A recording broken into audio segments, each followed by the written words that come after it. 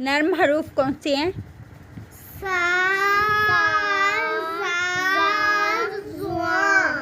तो रुमैसा कैसे पढ़ते हैं? नरमी से। पढ़ के सुनाओ।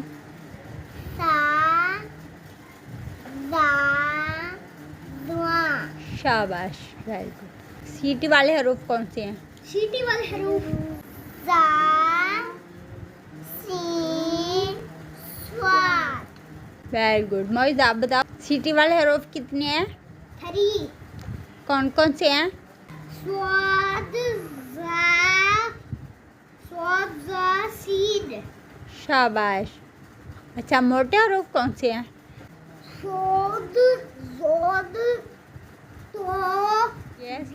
ये 7 हरूफ हैं, ठीक है।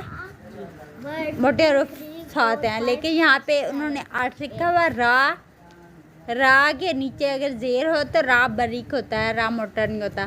जो अगर रा के ऊपर ज़बर और पेश आए तो रा पूरा हरूफ है, मोटा हरूफ है।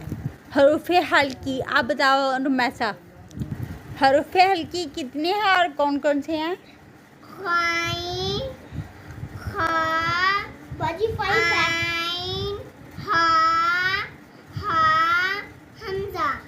कितने हरूफ हैं टोटल?